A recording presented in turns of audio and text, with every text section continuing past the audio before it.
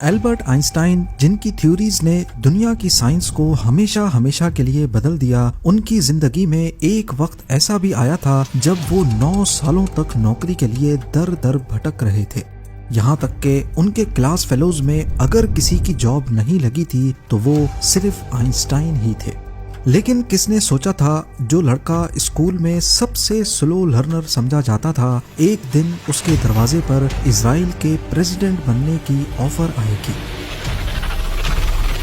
Einstein ने इस Israeli ambassador को क्या जवाब दिया और वो क्या वजूहात थीं जिनकी वजह से इतने इंटेलिजेंट शख्स को कोई जॉब पर रखने को तैयार नहीं था। जेम टीवी की वीडियोस में एक बार फिर से खुशामदीद। नाज़रीन, एल्बर्ट आइंस्टाइन 1879 में जर्मनी के शहर उल्म में पैदा हुए। बचपन में ही उनको अजीब नजरों से देखा जाता था क्योंकि वो दूसरे बच्चों की तरह नहीं थे। वो बहुत स्लो लर्नर थे, लेट बोलना शुरू किया और स्कूल में टीचर्स उनको एवरेज या कमजोर स्टूडेंट समझते थे। पर इसके पीछे वजह ये थी कि आइंस्टाइन हर चीज को क्यूरियोसिटी की निगाह से देखते थे। स्कूल में अगर उनको कोई चीज समझ नहीं आती थी तो रट्टा लगाकर उसे याद करने के बजाय वो उसके कॉन्सेप्ट्स को समझने की कोशिश करने में लग जाते थे, जिसकी वजह से वो हमेशा कोर्स में पीछे रह जाते थे। आइंस्टाइन बचपन से ही काफी क्रिएटिव थे और यही उनकी कमजोरी भी थी और बाद में उनकी ताकत भी बनी। आइंस्टाइन की अर्ली एजुकेशन म्यूनिक में हुई, जहां उनको जर्मन स्कूलिंग का स्ट्रिक्ट डिसिप्लिन बेस्ड सिस्टम बिल्कुल पसंद नहीं था। एक वक्त आया जब तंग आकर आइंस्टाइन ने स्कूल छोड़ दिया और अपनी फैमिली के साथ स्विट्जरलैंड शिफ्ट हो गए ताकि वहां के लिबरल एजुकेशन सिस्टम में अपनी जगह बना सकें। वो वहां के ज्यूरिक पॉलिटेक्निक कॉलेज में फिजिक्स और मैथमेटिक्स में एडमिशन लेना चाहते थे। एंट्रेंस एग्जामिनेशन में उन्होंने मैथ्स और फिजिक्स के पेपर को फौरन सॉल्व कर लिया, लेकिन दूसरे सब्जेक्ट्स जैसा कि जियोलॉजी, लिटरेचर और पॉलिटिक्स में वो बुरी तरह फेल हुए। एंट्रेंस एग्जाम के बाद कॉलेज के प्रोफेसर ने आइंस्टाइन को अपने ऑफिस में बुलाया। वो आइंस्टाइन के मैथ्स और फिजिक्स के जवाबात देखकर काफी हैरान थे। वो जानना चाहते थे कि आइंस्टाइन को ये सब किसने पढ़ाया है, जिस पर आइंस्टाइन ने जवाब दिया कि उन्होंने ये सब खुद से पढ़ा है। पर दूसरे सब्जेक्ट्स जिनमें ज्यादातर सिर्फ रट्टा काम करता था, उनमें आइंस्टाइन बुरी तरह फेल हुए थे। प्रोफेसर ने उनको बताया कि अगर उनको इस कॉलेज में एडमिशन चाहिए तो सिर्फ मैथमेटिक्स और फिजिक्स काम नहीं करेगी। उनको दूसरे सब्जेक्ट्स की तैयारी करने के लिए वापस 1 साल स्कूल में लगाना होगा। मायूस होकर आइंस्टाइन को वापस 1 साल स्कूल में लगाना पड़ा और अगले साल खुशकिस्मती से वो ज्यूरिक पॉलिटेक्निक कॉलेज के एंट्रेंस एग्जाम में पास हो गए। पर कॉलेज में एडमिशन लेने से आइंस्टाइन की नेचर नहीं बदली। यहाँ पर भी वो बोरिंग लेक्चर्स को स्किप करते, खुद से पढ़ाई करते और प्रोफेसर से ज्यादा इम्प्रेस नहीं होते थे। यानी उनके आगे पीछे घूमना आइंस्टाइन की फितरत नहीं थी। इस सब का रिजल्ट ये निकला कि जब आइंस्टाइन 1900 में ग्रेजुएट हुए तो उनके प्रोफेसर्स ने उनको जॉब रिकमेंडेशन देने से इनकार कर दिया। अब बेशक वो ज्यादा ज़हीन थे, लेकिन आइंस्टाइन के पास कोई स्ट्रॉन्ग रेफरेंस नहीं था, कोई मेंटर नहीं था जो उनको एक एकेडमिक या रिसर्च जॉब दिला सके। उस दौर में साइंस की फील्ड में जॉब पाने के लिए प्रोफेसर की रिकमेंडेशन बहुत इंपॉर्टेंट होती थी और आइंस्टाइन उस रेस में पीछे रह गए और रिजल्ट ये निकला कि उनके क्लासमेट्स जिनसे वो एकेडमिकली स्ट्रांग थे, अच्छी पोजीशंस पर पहुंच गए क्योंकि उनके पास प्रोफेसर का सपोर्ट था। आइंस्टाइन ने जर्मनी और स्विट्जरलैंड में कई जगह अप्लाई किया। यूनिवर्सिटीज, स्कूल्स, रिसर्च इंस्टीट्यूट्स, हर जगह उनको मना हो गया। लेटर्स लिखे, प्रोफेसर से मिले, लेकिन सब जगह एक ही जवाब, हमें अफसोस है, हम आपको हायर नहीं कर सकते। आइंस्टाइन के लिए ये पर्सनली भी पेनफुल था क्योंकि वो समझते थे कि उनका काम और पोटेंशियल लोगों को दिखाई नहीं दे रहा। आइंस्टाइन के लेटर्स और डायरी से उनकी इस फ्रस्ट्रेशन का अच्छी तरह अंदाजा लगाया जाता है। आइंस्टाइन ने एक दफा अपनी डायरी में लिखा था, ये लगता है जैसे दुनिया को मेरी कोई जरूरत ही नहीं, हर दरवाजा बंद लगता है। अपनी फैमिली को लिखे गए लेटर में ये मेंशन था, मैं हर जगह अप्लाई करता हूँ लेकिन ना तो जवाब मिलता है, ना ही किसी को मेरी जरूरत है। लगता है मेरी जिंदगी में कुछ भी ठीक नहीं जा रहा। एक और फेमस लेटर जो उन्होंने अपनी गर्लफ्रेंड मिलीवा को लिखा, उसमें आइंस्टाइन ने कहा, मुझे लगता है मैं एक यूजलेस इंसान बन गया हूँ। मैं सिर्फ फिजिक्स में जीता हूँ, पर दुनिया सिर्फ उन लोगों की सुनती है जो उनके सिस्टम में फिट बैठते हैं। ये फ्रस्ट्रेशन आइंस्टाइन की पर्सनल लाइफ को असरअंदाज कर रही थी। पैसे की तंगी, शादी में टेंशन्स और खुद से डिससैटिस्फैक्शन। एक और प्रॉब्लम ये थी कि आइंस्टाइन की नेचर बहुत ज्यादा आइडियलिस्टिक थी। वो क्लियर थे कि वो सिर्फ साइंस से रिलेटेड ही जॉब करेंगे। प्रैक्टिकल या कमर्शियल जॉब्स में उनका कोई इंटरेस्ट नहीं था।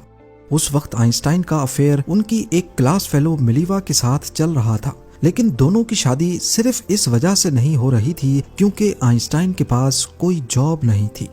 फाइनेंशियल प्रेशर बढ़ रहा था। मिलीवा एक्सपेक्ट कर रही थी कि आइंस्टाइन कुछ कमाए, लेकिन आइंस्टाइन के हाथ जैसे जकड़े हुए थे।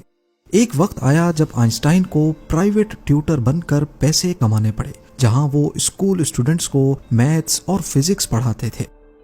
आखिरकार आइंस्टाइन के एक दोस्त ने उनको एडवाइस दिया कि बैरन पेटेंट ऑफिस में एक एग्जामिनर की जॉब के लिए अप्लाई करो।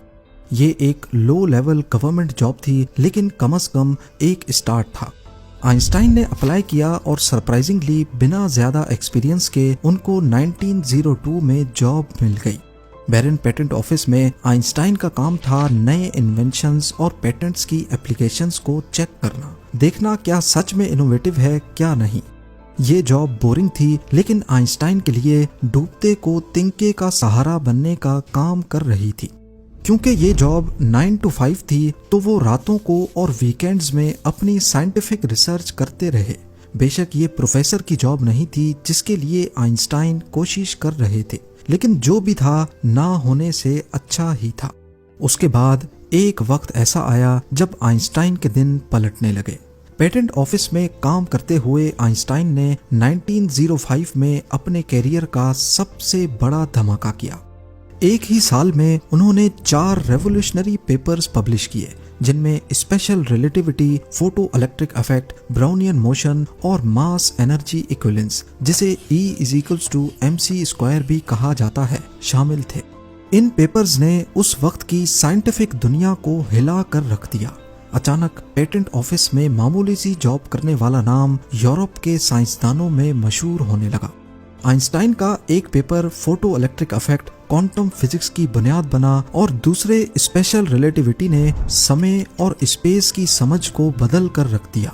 1900 में पास आउट होने के बाद आखिरकार 1909 में यानी ग्रेजुएशन के 9 सालों के बाद उनको यूनिवर्सिटी ऑफ ज्यूरिख में असिस्टेंट प्रोफेसर बनने की जॉब ऑफर मिली। एल्बर्ट आइंस्टाइन की शख्सियत को लोगों ने कभी पूरी तरह नहीं समझा। साइंस की दुनिया से बाहर जो आइंस्टाइन था, उनकी इमेज बहुत कंफ्यूजिंग रही है। एक तरफ लोग उनको एक मजाकिया तरीके से दिखाते हैं, बिखरे हुए बालों वाला अजीब सा सोशली ऑकवर्ड साइंटिस्ट जो सिर्फ अपनी किताबों और थ्योरीज में घुसा रहता था। दूसरी तरफ वो एक सीरियस और इम्पोर्टेंट पॉलिटिकल रोल में भी दिखाई देते हैं। 1932 में आइंस्टाइन जर्मनी से भाग गए, बस एक साल पहले जब हिटलर ने वहां पावर संभाली, क्योंकि हिटलर ज्यूज के काफी खिलाफ था और आइंस्टाइन का ताल्लुक भी एक ज्यूइश खानदान से ही था। आइंस्टाइन अमेरिका चले गए और प्रिंसटन, न्यू जर्सी में थ्योरेटिकल फिजिक्स के प्रोफेसर बन गए। वो सिर्फ साइंस के हीरो ही नहीं, बल्कि पूरी दुनिया की ज्यूइश कम्युनिटी का एक फेमस और रिस्पेक्टेड चेहरा भी थे। इस दौरान ज्यूज की अपनी स्टेट इजराइल के बनने का अमल चल रहा था और पैलेस्टाइन में इसी मुद्दे को लेकर काफी जंगें हो रही थी। आखिरकार 1948 में इजराइल फॉर्मली वजूद में आ गया, लेकिन सिर्फ 4 सालों के बाद 1952 में इजराइल के पहले प्रेसिडेंट खैम वाइजमैन इंतकाल कर गए। अब ज्यूइश कम्युनिटी के सर पर कोई लीडर नहीं था, तो उस वक्त जायोनिस्ट लीडर्स ने सोचा कि क्यों ना एल्बर्ट आइंस्टाइन को अगला प्रेसिडेंट बनाया जाए। आखिरकार वो एक जाने माने फिजिसिस्ट भी थे और समाज में इनकी इज्जत भी थी। मतलब वो एक साइंटिस्ट ही नहीं, एक पॉलिटिकल और कल्चरल आइकन भी बन चुके थे। 17 नवंबर 1952 को आइंस्टाइन को एक लेटर मिला। ये लेटर भेजा था अब्बा एबन ने, जो उस वक्त यूनाइटेड नेशंस में इजराइल का एम्बेसडर था। लेटर में लिखा था, इस लेटर के जरिए आपको प्राइम मिनिस्टर बेन गुरियो का पैगाम पहुंचाया जा रहा है कि अगर इजरायली पार्लियामेंट आपको वोट देकर इजराइल का प्रेसिडेंट बनाए तो क्या आप ये ऑफर कबूल करेंगे। अगर आप मान जाते हैं तो आपको इजराइल शिफ्ट होना पड़ेगा और वहां की सिटीजनशिप लेनी होगी। प्राइम मिनिस्टर की तरफ से यकीन दिलाया जाता है कि ऐसी सूरत में आपको अपना साइंटिफिक काम पूरी आजादी और सहूलत के साथ कंटिन्यू करने दिया जाएगा। ये बहुत बड़ा और इमोशनल ऑफर था, पर आइंस्टाइन के प्लान्स कुछ और ही थे। उन्होंने पलटकर जो जवाब दिया वो उनकी जिंदगी का एक और पहलू सामने लाता है। आइंस्टाइन ने जवाब में लिखा, मुझे इजराइल की तरफ से प्रेसिडेंट बनाने का जो ऑफर दिया गया है उससे मैं बहुत ज्यादा इमोशनल हूँ, लेकिन साथ ही उदास और शर्मिंदा भी हूँ कि मैं इसे कबूल नहीं कर सकता। मैं जिंदगी भर सिर्फ ऑब्जेक्टिव चीजों से डील करता आया हूँ, इसीलिए मेरे पास ना तो लोगों को संभालने की फितरत है और ना ही ऑफिशियल जिम्मेदारियां निभाने का तजर्बा। मतलब आइंस्टाइन ने खुद को पॉलिटिकल लीडरशिप के लायक नहीं समझा था। उस वक्त आइंस्टाइन की एज 73 इयर्स थी। जब उनको ये ऑफर मिला तो उन्होंने अपने घर में रुके हुए एक मेहमान को बताया था कि ये ऑफर बहुत ऑकवर्ड है। बाद में उन्होंने एक जेरूसलम के अखबार को जो उनके लिए कैंपेन कर रहा था ये भी समझाया कि मैं ऐसे किसी चांस का सामना नहीं करना चाहता जहां मुझे गवर्नमेंट के फैसलों के साथ चलना पड़े जो कभी मेरे ज़मीर के खिलाफ जा सकती हो।